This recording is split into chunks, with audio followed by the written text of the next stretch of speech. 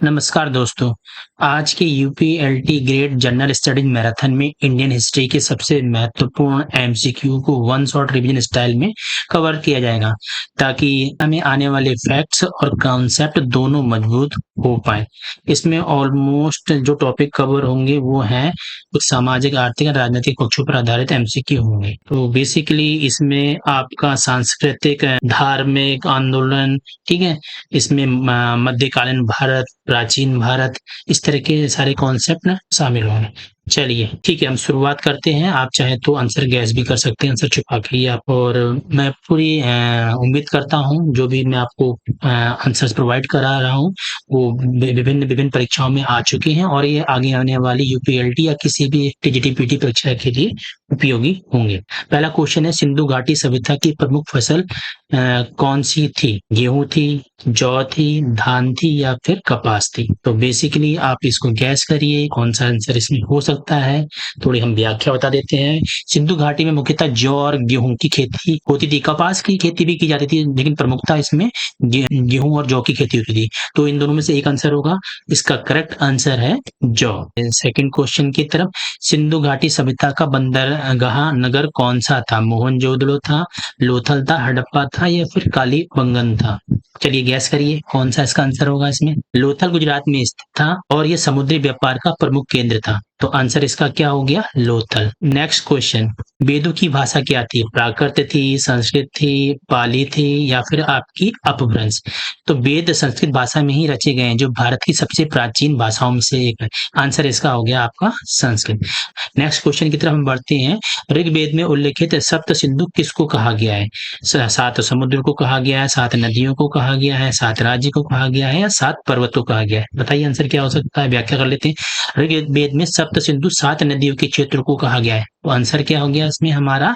Answer हमारा हो गया सात नदियां। बौद्ध धर्म के संस्थापक कौन थे? महावीर थे, बुद्ध थे, अशोक थे या फिर आपके नागार्जुन थे?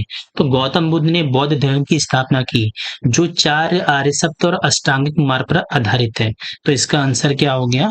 गौतम बुद्ध हो गया। नेक्स्ट क्वेश्चन हमारा है, जैन धर्म के 24वें तीर्थकर कौन थे? पार्श्वनाथ थे, ऋषभनाथ थे, महावीर थे या संभवनाथ थे?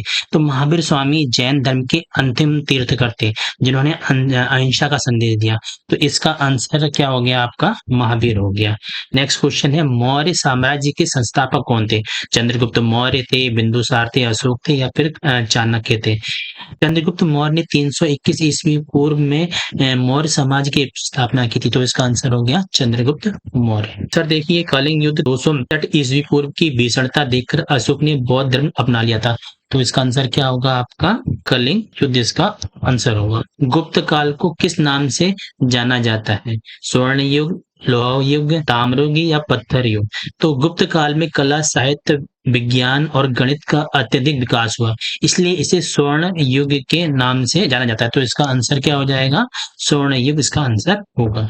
नेक्स्ट क्वेश्चन है, आर्यभट्ट का ग्रंथ कौन सा है? पंच सिद्धांतिका या फिर आर्यभट्टीय, सूर्य सिद्धांत या लीलावती? आर्यभट्ट ने आर्यभट्टी में गणित और खगोल विज्ञान का वर्णन किया है। तो इसका आंसर क्या हो जाएगा? आर्यभट्टीय। नेक्स्ट क्वेश्चन, मोहनजोदड़ो किस नदी के किनारे बसा था? क्या गंगा के किनारे था, सिंधु नदी के किनारे था, रावी था? और सबसे बहुत फेमस क्वेश्चन है, मोहनजोदड़ो हड़प्पा सभ्यता का प्रमुख नगर रावी नदी के किनारे स्थित था। तो इसका आंसर क्या हो जाएगा? रावी नदी। नेक्स्ट क्वेश्चन नंबर 12, वेदों में सबसे प्राचीन वेद कौन सा है? सामवेद है, ऋग्वेद है, यजुर्वेद है या फिर अथर्ववेद है? ऋग्वेद सबसे प्राचीन है, जिसमें 1028 सूक्त हैं। तो आपको ये भी एक एमसीक्यू बन सकता है कि कितने सूक्त हैं? 1028 सूक्त हैं। आंसर क्या हो जाएगा इसका? ऋग्वेद हो जाएगा। नेक्स्ट क्वेश्चन की तरफ बढ़ते हैं। नेक्स्ट क्वेश्चन कहता है, चोल शासन काल में भूमि राजस्व को क्या कहा जाता था? कणिक कहा जाता था, कुटाक कहा जाता था, बेती कहा जाता था या वरियम कहा जाता था? व्याख्या देखते हैं इसकी। चोल प्रशासन में भूमि कर को कुटाक कहा जाता था। तो सिंपल आंसर क्या हो गया इसका? कुटाक। नेक्स्ट क्वेश्चन की तरफ बढ़ते हैं। जैन धर्म के 24वें तीर्थकर कौन थे? पार्श्वनाथ थे, या फिर महावीर थे, ऋषभदेव थे, या नेमिनाथ थे? तो इसका व्याख्या ये है कि महावीर का जन्म वैशाली में हुआ और उन्होंने अहिंसा का संदेश दिया। इसका आंसर आपका महावीर है। नेक्स्ट क्वेश्चन है, अशोक ने कलिंग युद्ध किस वर्ष में लड़ा? 261 ईस्वी पूर्व, 321 ईस्वी पूर्व, 185 ईस्वी पूर्व, या फिर आपके 273 ईस्वी पूर्व? कलिंग युद्ध के बाद अशोक ने बौद्ध धर्म अपना लिया था, तो बेसिकली इसका आंसर 261 ईस्वी पूर्व है। नेक्स्ट क्वेश्चन, गुप्त काल में किस धातु को सबसे पहले सिक्कों के लिए प्रयोग किया गया? सोना को प्रयोग किया गया, चांदी, तांबा, या फिर लोहे को? इसका आंसर है गुप्त काल में सोने के सिक्के दिनार कहलाते थे, तो बेसिकली आंसर इसका क्या है? सोना है। नेक्स्ट क्वेश्चन, मेघदूत के रचयिता कौन थे? बाणभट्ट थे, कालिदास थे, विभूति थे, या फिर विष्णु शर्मा थे? मेघदूत एक प्रसिद्ध संस्कृत काव्य है जिसे कालिदास ने रचा है। इसका आंसर क्या है आपका? कालिदास। नेक्स्ट क्वेश्चन, अजंता की गुफाएं किस धर्म से संबंधित हैं? जैन धर्म, बौद्ध धर्म, हिंदू धर्म, या सूफी मत से? अजंता की गुफाएं बौद्ध भित्ति चित्रों के लिए प्रसिद्ध हैं, तो आंसर क्या हो जाएगा इसका? आपका बौद्ध धर्म। नेक्स्ट क्वेश्चन नंबर 19, पंचतंत्र के लेखक कौन थे? कालिदास, विष्णु शर्मा जी, चाणक्य, या फिर पतंजलि? जो आपका पंचतंत्र नीति कथाओं का प्रसिद्ध संग्रह है, इसके जो रचयिता है वो विष्णु शर्मा जी हैं। नेक्स्ट क्वेश्चन नंबर 20, नालंदा विश्वविद्यालय किसने स्थापित किया? हर्षवर्धन ने किया, कुमारगुप्त ने किया, या फिर चंद्रगुप्त ने किया, या समुद्रगुप्त ने किया? तो आगे देखिए, गुप्त सम्राट कुमारगुप्त प्रथम ने नालंदा विश्वविद्यालय की स्थापना की, तो इसका आंसर क्या हो जाएगा? कुमार गुप्त। नेक्स्ट क्वेश्चन है क्वेश्चन नंबर 21, संगम साहित्य किस भाषा में? संस्कृत में है, तमिल में है, प्राकृत में है, या पाली में? संगम साहित्य प्राचीन तमिल कविता का संग्रह है, तो इसका आंसर क्या हो गया? तमिल। क्वेश्चन नंबर नेक्स्ट, अर्थशास्त्र के लेखक कौन है? कौटिल्य हैं, बाणभट्ट हैं, कालिदास हैं, या पतंजलि हैं? अर्थशास्त्र एक राजनैतिक आर्थिक ग्रंथ है, जिसका आंसर क्या हो जाएगा यहाँ पर? कौटिल्य। अर्थशास्त्र के लेखक कौन है? कौटिल्य। नेक्स्ट क्वेश्चन, इल्तुतमिश ने किसे दिल्ली का संरक्षक कहा है?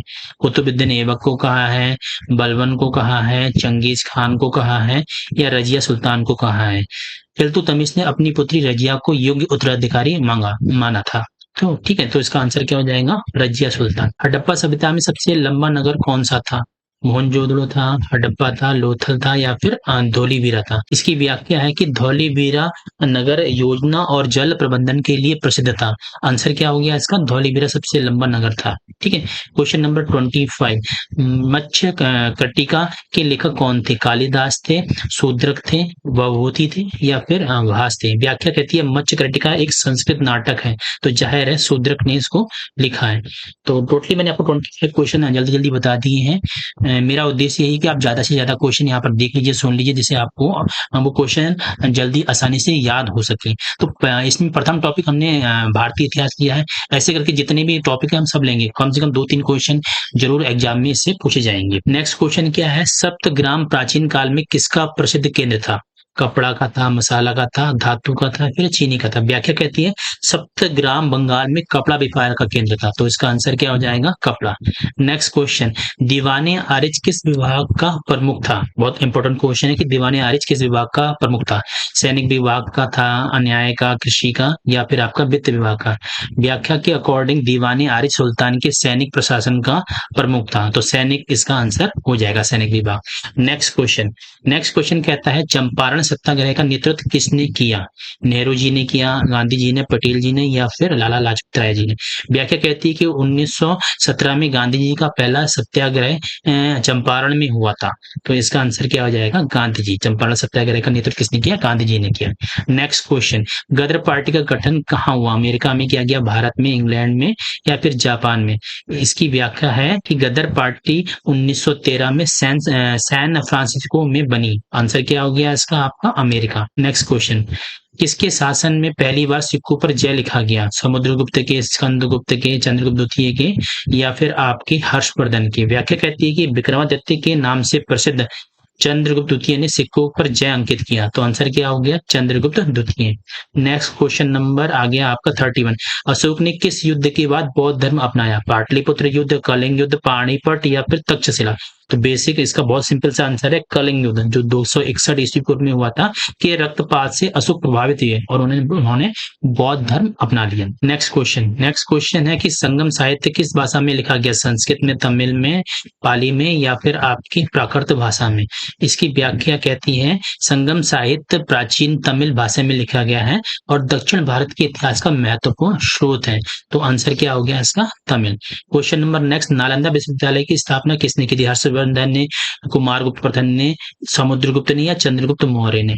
आंसर है इसका कुमारगुप्त प्रथम ने नालंदा विश्वविद्यालय की स्थापना 5वीं शताब्दी में की थी। तो आंसर इसका क्या होगा, कुमारगुप्त प्रथम, और 5वीं शताब्दी दूसरा इंपॉर्टेंट पॉइंट यहाँ पर ये आता है। आर्य समाज की स्थापना कब हुई, 1828, 75, 1897 या फिर 1905 में। स्वामी दयानंद सरस्वती ने 1875 में आर्य समाज की स्थापना की, जो वैदिक सिद्धांतों पर आधारित था। तो आंसर क्या हो गया 1875, और किसने की, स्वामी दयानंद सरस्वती जी ने। नेक्स्ट क्वेश्चन 35, वेदों में सबसे पुराना वेद कौन सा है, सामवेद, ऋग्वेद, यजुर्वेद या फिर अथर्ववेद। अगर क्वेश्चन रिपीट हो गया कोई बात नहीं, आंसर ऋग्वेद है जिसमें 1028 सूक्त है। Answer is correct. बुद्ध का जन्म स्थान कौन सा है, सारनाथ, लुम्बिनी, गया या कपिलवस्तु। कंफ्यूजन क्वेश्चन है, आंसर इजी है। बुद्ध का जन्म लुम्बिनी नेपाल में 563 ईस्वी पूर्व में हुआ है। आंसर क्या हो गया, लुम्बिनी में। नेक्स्ट क्वेश्चन नंबर 37, मगध की पहली राजधानी कौन सी थी, पाटलिपुत्र, राजगृह, वैशाली, उज्जैन। तो व्याख्या कहती है मगध साम्राज्य की प्रारंभिक राजधानी राजगृह थी। नेक्स्ट क्वेश्चन, मुद्रा राक्षस किसने लिखा है, कालिदास, विशाखदत्त, बाणभट्ट या फिर अश्वघोष ने। इसकी व्याख्या कहती है कि विशाखदत्त द्वारा रचित नाटक मुद्रा राक्षस मौर्य काल की घटनाओं पर आधारित है। तो आंसर क्या हो गया इसका, विशाखदत्त। नेक्स्ट क्वेश्चन कहता है कि तमिलनाडु के किस नगर को सूर्य नगर कहा जाता है, मदुरै को कहते हैं, कांचीपुरम को कहते हैं, पुहार को या फिर तंजावुर को। आंसर है कि पुहार प्राचीन चोलों की राजधानी थी और इसे सूर्य नगर कहा जाता है। Puhar is the correct answer. Next question, अर्थशास्त्र का लेखक कौन था, कौटिल्य, बाणभट्ट, कालिदास या पतंजलि। क्वेश्चन रिपीट हो रहा है, अर्थशास्त्र के संस्थापक कौटिल्य जी थे। नेक्स्ट क्वेश्चन नंबर 41, इल्तुतमिश ने किस मुद्रा की शुरुआत की, रुपया की, टंका की, दिनार की या फिर मोहरों की। टंका, ये टका होगा। नेक्स्ट, इल्तुतमिश ने चांदी के टका और तांबे के जीतल की शुरुआत की थी। इसने करीब 2 चीजें चलाई थी, चांदी का टका था और तांबे के जीतल। तो यहाँ पर आंसर टका हो जाएगा। नेक्स्ट क्वेश्चन नंबर 42, दीन-ए इलाही की स्थापना किसने की, अकबर ने की, बाबर ने की, जहांगीर ने की या औरंगजेब ने की। अकबर ने 1582 में दीन-ए इलाही नामक धर्म की स्थापना की थी। आंसर अकबर हो गया और 1582 में की थी। नेक्स्ट क्वेश्चन नंबर 43, सिखों के 10वें गुरु कौन थे, सिखों के 10वें गुरु कौन थे, गुरु नानक देव थे, गुरु अर्जन देव थे, गुरु गोविंद सिंह जी थे या गुरु तेग बहादुर थे। व्याख्या कहती है गुरु गोविंद सिंह ने खालसा पंथ की स्थापना की थी और वही आपके 10वें गुरु थे। आंसर क्या है, गुरु Govind Singh ji. Next question number 44, Chausa का युद्ध किसके बीच हुआ था, बाबर और इब्राहिम लोदी के बीच हुआ था, हुमायूं या शेरशाह सूरी के बीच हुआ था, अकबर और हल्दी घाटी में हुआ था, औरंगजेब और शिवाजी के बीच हुआ था। तो व्याख्या कहती है 1539 में चौसा के युद्ध में शेरशाह ने हुमायूं को हराया था। 1539 में हुआ था और शेरशाह ने हुमायूं को हराया था। तो इसका आंसर नंबर बी हो जाएगा, हुमायूं और शेरशाह सूरी के बीच में चौसा का युद्ध हुआ था। नेक्स्ट क्वेश्चन, अलाउद्दीन खिलजी ने बाजार नियंत्रण किस उद्देश्य से किया, व्यापार बढ़ाने के लिए, सेना का वेतन स्थिर रखने के लिए, गरीबों की सहायता के लिए या कर वसूली के लिए। व्याख्या कहती है कि उन्होंने वस्तु की कीमत तय कर दी थी ताकि सेना का वेतन पर्याप्त हो। तो सेना का वेतन स्थिर करने के लिए उन्होंने ये व्यवस्था करी। Next question number 46, Sher Shah Suri का असली नाम क्या था, अली शाह था, फारिद खान था, खिज्र खान था या फिर बहलोल लोदी था। तो शेरशाह सूरी का नाम जो था फरीद खान था और उन्हें शेर खान की उपाधि मिली थी। तो आंसर क्या हो गया इसका, Farid Khan. Next question number 47, Panipat का दूसरा युद्ध कब हुआ। नेक्स्ट क्वेश्चन नंबर 47, पानीपत का दूसरा युद्ध कब हुआ, 1526 में, 1556 में, 1761 में या 1707 में। इसकी व्याख्या कहती है कि 1556 में अकबर और हेमचंद विक्रमादित्य के बीच हुआ था, अकबर विजयी हुआ था। तो आंसर क्या हो गया, पानीपत का जो आपका द्वितीय युद्ध हुआ था वो 1556 ईस्वी में हुआ। नेक्स्ट क्वेश्चन, अकबर का नवरत्न अबुल फजल किस पुस्तक का लेखक था, तुझी के बाबरी उसने लिखी, अकबरनामा लिखी, शाहनामा लिखी या बाबरनामा लिखी। तो अबुल फजल ने अकबरनामा और आईनी अकबरी लिखी है। Akbarnama is the correct answer है। Next question number 49, Qutub Minar का निर्माण किसने प्रारंभ किया, इल्तुतमिश ने, कुतुबुद्दीन ऐबक ने, अलाउद्दीन खिलजी ने या बलबन ने। व्याख्या कहती है इसकी कुतुब मीनार का निर्माण ऐबक ने शुरू किया था और इल्तुतमिश ने पूरा किया था। आंसर क्या हो गया? कुतुबुद्दीन ऐबक। क्वेश्चन नंबर 50, बीजापुर का गोल गुंबज किस वास्तुकला का उदाहरण है? मुगल का, इंडो इस्लामिक का, या फिर चोल का, या फिर विजयनगर का? तो आंसर है गोल गुंबज का गुंबद विश्व में दूसरा सबसे बड़ा है, तो ये इंडो इस्लामिक का आंसर है इसका। ठीक है, इंडो इस्लामिक। दोस्तों, फिर मैं आपके लिए यूपीएलटी के भारतीय इतिहास से रिलेटेड करीब 50 क्वेश्चन लेके आया हूँ। इसमें ये है कि लोग लंबी लंबी वीडियो बनाते हैं, मैंने कोशिश करा है वीडियो को छोटी करें और ज्यादा से ज्यादा क्वेश्चन आपको प्रोवाइड किए जा सके। जितना आप देख के याद कर सकते हैं उतना पढ़ने में उतना जल्दी नहीं हो पाता है, उतनी चीजें अच्छे से याद नहीं हो पाती हैं। तो अगर आपको ये वीडियो पसंद आई, आप उसको लाइक करिए, शेयर करिए, सब्सक्राइब करिए। अगर आप मुझे प्रोत्साहन देंगे, ठीक है, तभी तो मैं आगे कर पाऊंगा। तो कोशिश करूंगा पार्ट मैंने लेके आया, इसी में इसका पार्ट 2, और जितने भी टॉपिक है हर टॉपिक पे इंपॉर्टेंट जो क्वेश्चन एग्जाम में आने वाले हैं उन्हीं क्वेश्चन को मैं आपको। Thank you so much, thank you.